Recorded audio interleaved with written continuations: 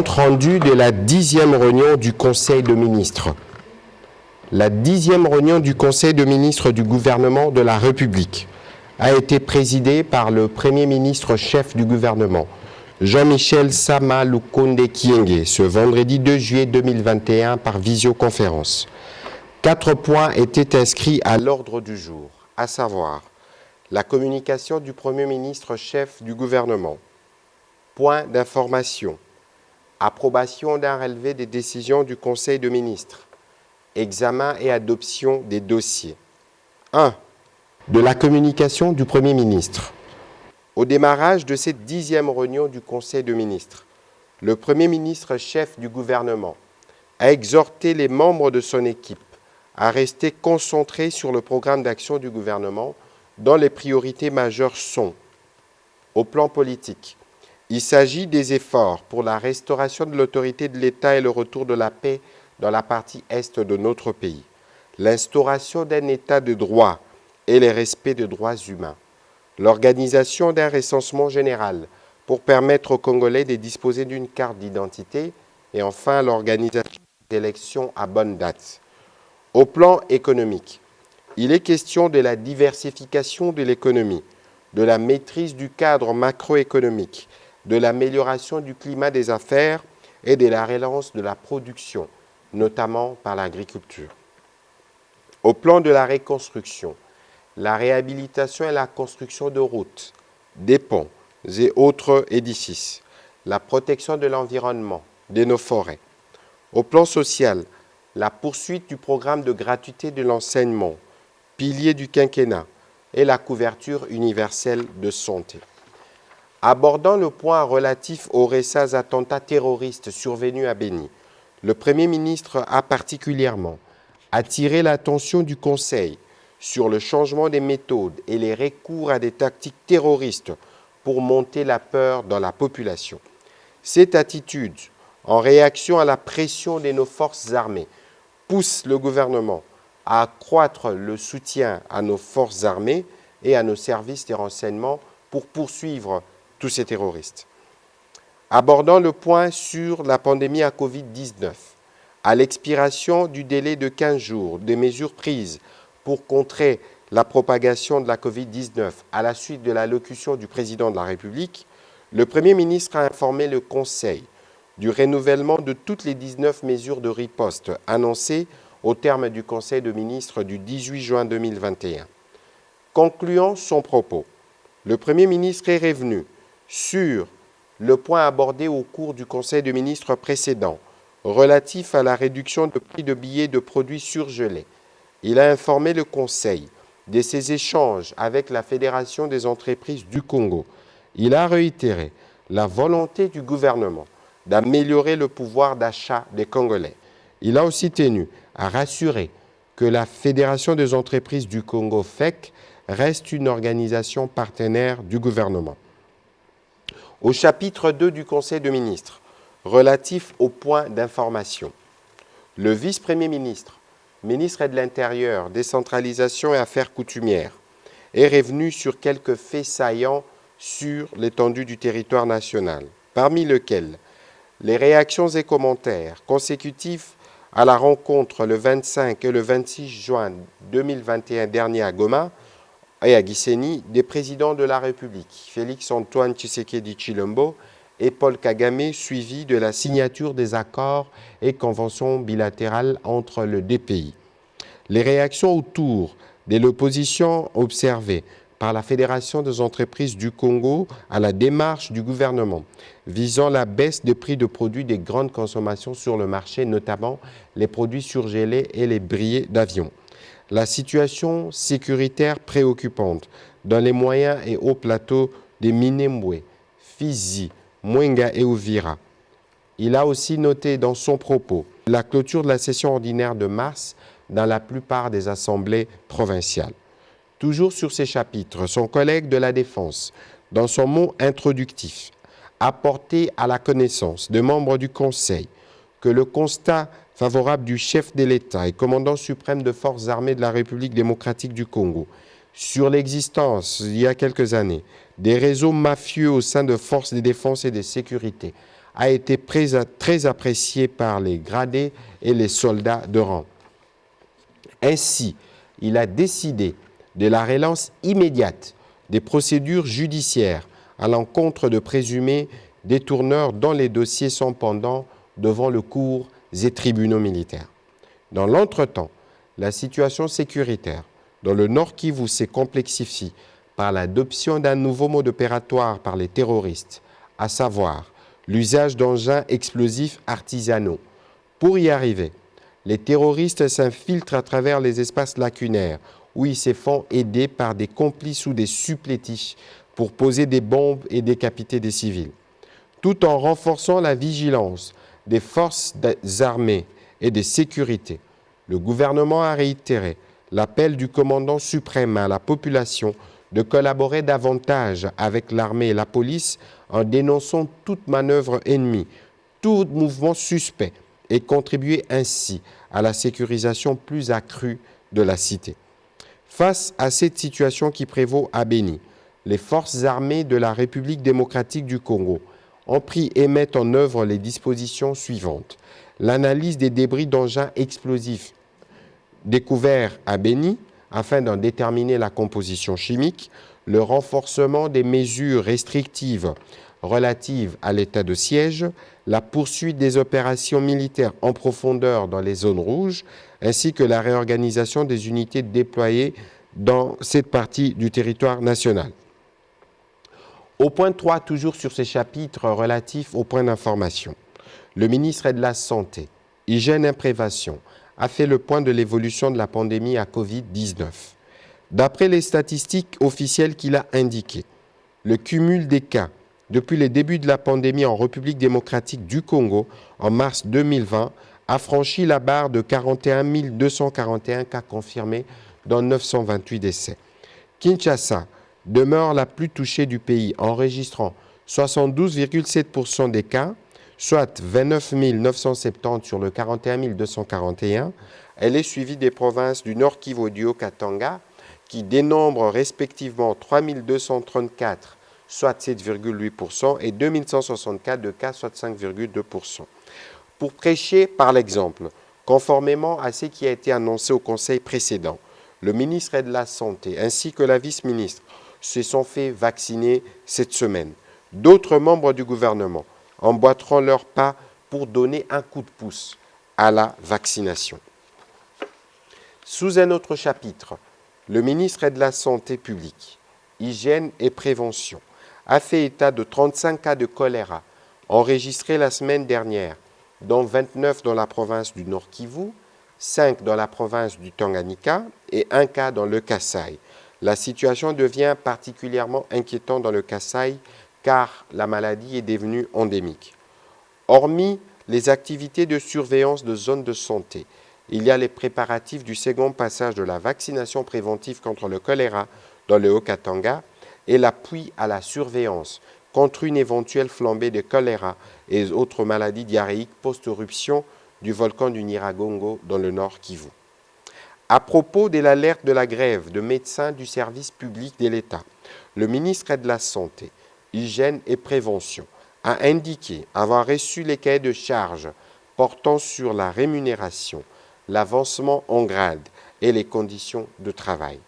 Après une série d'échanges avec les différents syndicats, il a été convenu ce qui suit.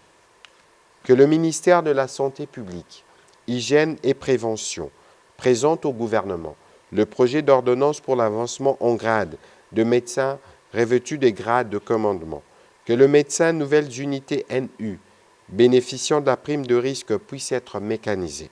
Que la commission interministérielle entre le ministère de la Santé, du Budget et de la fonction publique soit réhabilitée. Qu'un arrêté interministériel entre le ministre de la Santé et du Budget fixant les barèmes de la rémunération de médecins suivant l'article 27 du statut spécifique de médecin soit signé. Au point 4, toujours sur ces chapitres de points de formation. Intervenant dans ces cadres, le vice-premier ministre, ministre de la fonction publique, modernisation de l'administration et innovation du service public, a livré au Conseil des ministres des informations portant sur le point ci-après. 1. La maîtrise des effectifs et la masse salariale. 2. Le mouvement du personnel au sein de l'administration publique. 3. La modernisation de l'administration publique. 4. Les rajeunissements et la mise à la retraite. S'agissant de la maîtrise des effectifs, le vice-premier ministre, ministre de la fonction publique, a annoncé au Conseil que plusieurs cas litigieux ont été décelés dans les fichiers de référence de l'administration publique. Il s'agit entre autres des cas des doublons, des cumulards, d'agents fictifs et autres détenteurs de faux matricules qui font perdre au trésor public plus ou moins 20 millions de dollars par mois. Il a annoncé qu'à cet effet, une commission a été mise en place sous sa propre coordination, au fin d'une part de certifier les cas précités de fraude et d'autre part de s'atteler à une remontée sécurisée des données des agents et fonctionnaires de province vers le fichier central.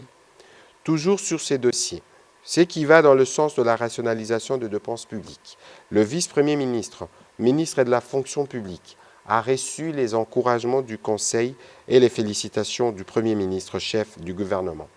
À propos du mouvement du personnel, il a proposé de procéder à la mise à la retraite des secrétaires généraux éligibles avec éméritat, ainsi qu'à la mise en place et à l'affectation des secrétaires généraux, suivant les résultats du concours qui a été organisé à cette fin. Il a également recommandé au gouvernement d'amorcer les processus de la mise en place des organes de gouvernance de l'École nationale de l'administration, de la Caisse nationale de la sécurité sociale des agents publics, ainsi que de l'Observatoire de surveillance et des contrôles de l'éthique professionnelle. S'agissant de la mise à la retraite et du rajeunissement au sein de l'administration publique, le vice-premier ministre a mis un accent particulier sur la problématique de la rationalisation et de la mise à la retraite des agents publics des services d'État, afin de fluidifier le processus du rajeunissement des agents et cadres au sein de l'administration publique. Enfin, concernant le volet modernisation de l'administration publique, le Conseil a encouragé le vice-premier ministre, ministre de la fonction publique, modernisation de l'administration et innovation de services publics, de poursuivre le processus d'informatisation et de dématérialisation qui a été enclenché sous sa conduite au sein des administrations publiques. Il en est de même de la réhabilitation des bâtiments administratifs et de l'amélioration du cadre de travail de fonctionnaires de l'État. Le Conseil de ministres a approuvé les différentes mesures préconisées dans le processus de la maîtrise des effectifs présenté par le vice-premier ministre. Le Conseil l'a encouragé à poursuivre ses efforts. Toujours au chapitre de points d'information, prenant la parole, le ministre des Hydrocarbures a fait le point sur le risque d'explosion gazeuse sur le lac Kivu. Il en ressort que les concentrations en gaz carbonique dans le lac ont évolué de 40% en 2002 à 80% en 2004, particulièrement dans le golfe de Kabuno, rendant imminent et permanent les dangers de la survenance d'une explosion. La prévention du scénario catastrophe qui causera environ 1 million de morts en République démocratique du Congo et au Rwanda passe essentiellement par des solutions, l'exploitation du gaz et les dégazages. Pour ce faire, le gouvernement a recruté, conformément à la loi, des entreprises spécialisées qui pourront implémenter les solutions préconisées. L'opérationnalisation de la phase industrielle requiert un budget évalué à 5 millions d'euros. Le gouvernement s'est déjà engagé pour 20%. Si le projet est régulièrement inscrit au budget, les crédits alloués le seront dans le prochain mois pour que dans le trimestre qui suit, le travail des dégazages soit effectif. C'est ainsi que le ministre des Hydrocarbures a formulé plusieurs requêtes qui ont été prises en charge par le Conseil de ministres. Sur un autre chapitre, le ministre des Hydrocarbures a présenté au Conseil le rapport sur la mission officielle qu'il a effectuée respectivement dans les provinces du Kasaï oriental, du Kasaï central et du Haut-Katanga. Elle a porté essentiellement sur l'approvisionnement en produits pétroliers du Grand Kasaï et l'état des lieux de la chaîne d'approvisionnement du pays en produits pétroliers par la voie sud. Comme recommandation, il a préconisé la poursuite de la mission similaire dans la zone est du pays, Bunia, Goma, Bukavu, dès la semaine prochaine, afin de permettre l'implémentation urgente d'une procédure nationale unique du système d'approvisionnement en produits pétroliers sur l'ensemble du territoire national, conformément aux dispositions de la législation des hydrocarbures. Il y a également la mise en place de commissions ad hoc pour statuer sur les dysfonctionnements identifiés au Sud et la résolution de la problématique de l'approvisionnement du Kasaï dans un bref délai, pour permettre les redécollages des activités économiques et agro-pastorales dans cette partie du pays. Le Conseil des ministres a adopté le rapport présenté ainsi que les mesures préconisées. Au point 3 du Conseil des ministres de ces jours, relatif à l'approbation d'un relevé des décisions du Conseil des ministres, le Conseil des ministres a adopté le relevé des décisions prises lors de sa 9e réunion tenue le vendredi 25 juin 2021. Au point 4, examen et adoption des dossiers. Nouvelle feuille de route de réforme gouvernementale sur la réforme du climat des affaires. Faisons suite aux recommandations du président de la République, formulées à l'occasion de la 8e réunion du Conseil des ministres qu'il a présidée depuis Bunia en Ituri, relative à l'amélioration du climat des affaires. Le ministre d'État, ministre du Plan, a présenté aux membres du gouvernement la nouvelle feuille de route des réformes gouvernementales sur l'amélioration du climat des affaires en République démocratique du Congo. Elle est issue de la retraite du groupe thématique des 57 experts sectoriels sur le climat des affaires qui a eu lieu du 19 au 24 avril 2021 à Kisantu dans le Congo central. De sa configuration, l'actuelle feuille de route compte 69 réformes telles qu'adoptées par la Commission économico-financière du gouvernement. Il s'agit notamment, pour ce qui concerne la matrice de réforme Doing Business à court terme, 6 mois à l'année, 12 réformes. Matrice de réforme Doing Business à moyen et long terme, 23 réformes. Et matrice de réforme sur l'environnement général des affaires, 34 réformes, 17 recommandations et 5 mesures urgentes ont été proposées au gouvernement. Pour chacune de ces réformes phares inscrites, les indicateurs sont retenus. Après leur validation, elles seront transformées en assignations pour le ministre réformateur sous forme d'une matrice assortie d'un chronogramme précis pour une meilleure appropriation et un suivi adéquat de leur mise en œuvre.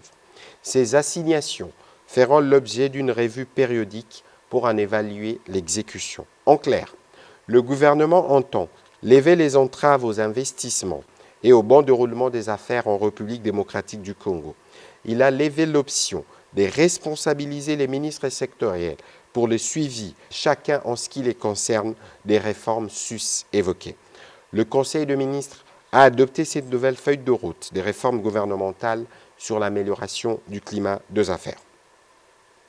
Pour sa part, le ministre de l'enseignement primaire, secondaire et technique, faisant l'état de lieu de la mise en œuvre de la gratuité, a présenté au Conseil du gouvernement les principales difficultés rencontrées ainsi que les avancées enregistrées à ce jour. Il a également soumis un état de besoin urgent identifié dans son secteur. Il s'agit respectivement de la mise à la retraite des enseignants dont l'âge varie entre 65 et 105 ans, ainsi que la prise en charge de nouvelles unités, l'acquisition de matériel didactique pour la passation des épreuves certificatives d'écoles d'enseignement spécial. Ces besoins seront couverts par le gouvernement et ses partenaires du secteur de l'éducation. Il a sollicité en sus la prise en charge par le gouvernement du paiement de la prime de brousse aux enseignants des territoires non bénéficiaires des indemnités des transports et de logement, du paiement du deuxième palier de la mise en œuvre de la gratuité, consistant à l'ajout de 100 000 francs congolais à chaque enseignant, de la gestion des écoles d'application et des écoles spéciales à travers le paiement de la prise en charge des enseignants et les paiements de frais de fonctionnement. Un long débat s'en est suivi, notamment pour assurer une meilleure préparation de la rentrée scolaire prochaine. Une réunion d'harmonisation sur les questions budgétaires sera organisée autour du Premier ministre chef du gouvernement avec le ministre concerné, permettant notamment la prise en charge des besoins qui ont été cités ci haut. Le Conseil des ministres a approuvé l'état de lieu fait par le ministre de l'enseignement primaire, secondaire et technique sur la mise en œuvre de la gratuité de l'enseignement et a décidé de soumettre à l'examen d'une commission ad hoc présidée par le Premier ministre et les ministres sectoriels concernés sur les aspects budgétaires. Autre point dossier abordé durant ce Conseil des ministres.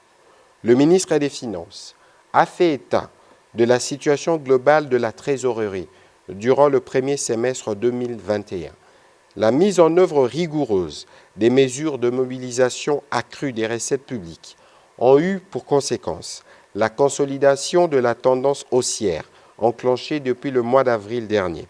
En effet, il a démontré, chiffres à l'appui, que du 1er au 30 juin dernier, les recettes mobilisées par les régies financières ont été de l'ordre de 938,5 milliards de francs congolais, soit 129% par rapport aux prévisions, évaluées à 795,3 milliards de francs congolais. De cette enveloppe, la Direction générale des impôts a mobilisé 474,5 milliards de francs congolais avec un taux de réalisation de 150%. La Direction générale de douane et accises a collecté 266,2 milliards de francs congolais avec un taux de réalisation de 126%. Et la Direction générale de recettes administratives, judiciaires et des participations, DGRAD, a généré 197,7 milliards de francs congolais avec un taux de réalisation de 100%. Le Conseil des ministres a salué cette performance en encourageant les services mobilisateurs de recettes à redoubler d'efforts. Pour clore son propos, le ministre des Finances a tenu à informer le Conseil de la tenue prochaine du Conseil d'administration du Fonds monétaire international qui sanctionnera les discussions qui ont eu lieu il y a quelques mois entre les experts du Fonds monétaire international et le gouvernement congolais et pour lequel la République démocratique du Congo a déjà rempli tous les critères quantitatifs. Ce conseil se tiendra le 15 juillet prochain à Washington.